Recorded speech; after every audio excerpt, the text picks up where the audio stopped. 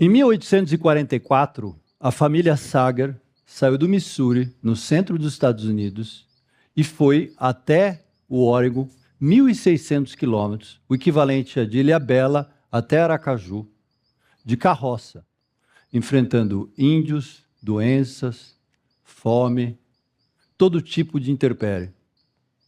O curioso dessa jornada, que muitos americanos fizeram no final do século XIX, é que, bem no início dela, o Sr. Sager e a Sra. Sager faleceram.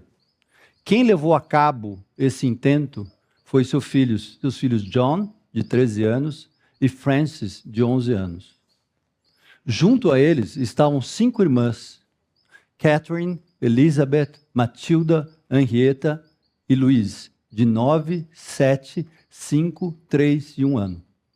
Essa história espetacular é retratada no filme The West, de Ken Burns, e é o retrato de muitas histórias de americanos que passaram por essa jornada.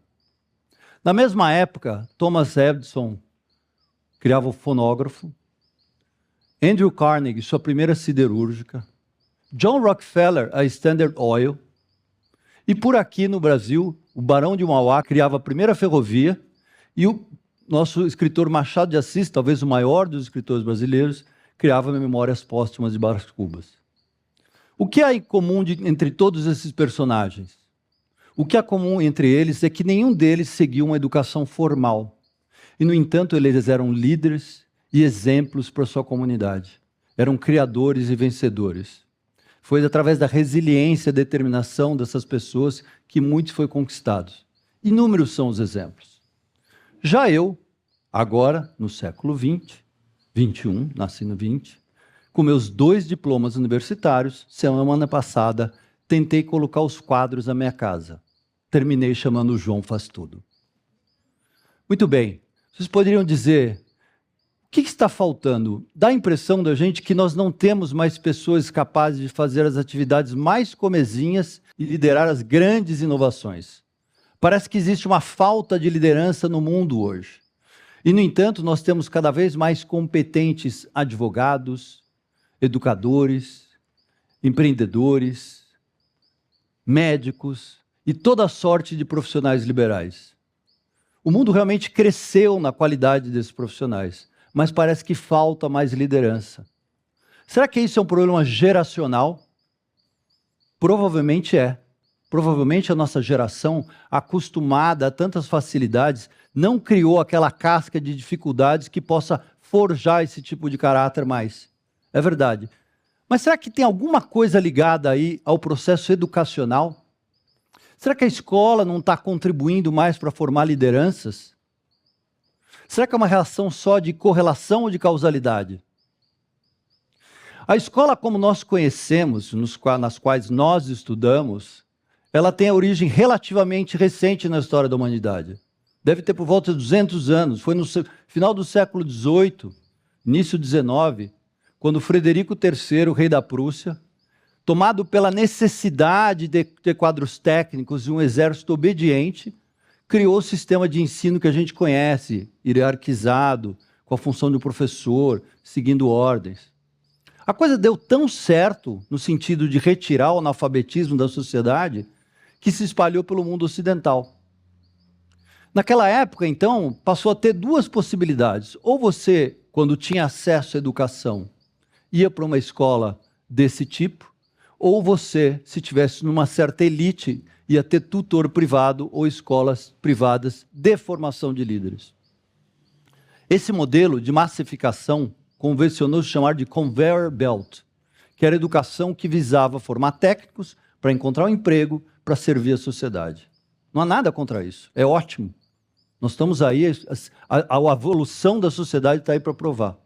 O problema é que quando essas escolas cresceram, por alguma razão que não se sabe bem a qual, talvez pela universalização e gratuidade, as escolas de formação de líderes foram minguando.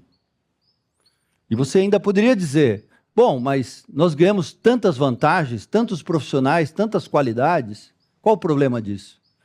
O problema, minha gente, é que quando a crise chega, e ela chega, nos faltam líderes. Precisamos de liderança política, religiosa, científica, espiritual de um modo geral, e essa liderança não aparece, não vem, não surge, não brota da sociedade. Poderíamos examinar, então, que será que alguma coisa nós precisaríamos de escola de formação de líderes, já que as lideranças não vêm naturalmente? Se a gente imaginar que sim, então essas escolas deveriam conter 3 aspectos. O primeiro, o currículo dessas escolas não deveria ser meramente uma limitação de interesse das crianças voltado para uma próxima etapa acadêmica, uma etapa universitária. O currículo dessas escolas não deveria ser uma imposição dogmática de agendas políticas e ideológicas. E o currículo dessa escola deveria colocar no aluno a própria responsabilidade de aprender, dando a eles a capacidade de se prepararem para habilidades completamente atemporais. Aquela que valia no Sagers vai valer na conquista de Marte. São as habilidades que são perenes, que são necessárias. Quais seriam essas habilidades? Nós poderíamos enumerar 6. A primeira delas, a virtude. A virtude é a mãe de todas essas habilidades. É importante, é verdade que as crianças aprendem em casa como ser educadas e ser virtuosas, mas é nas escolas que elas passam a maior parte do tempo de suas vidas.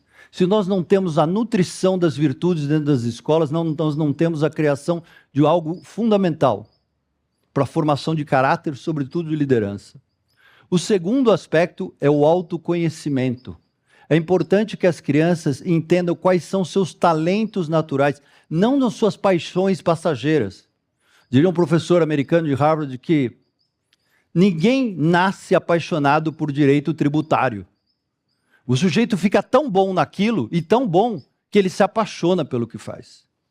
Então é fundamental que a gente descubra desde cedo os talentos naturais. O terceiro aspecto é o de autocontrole. Nós precisamos controlar não só nosso corpo, mas nossas reações e nossas emoções.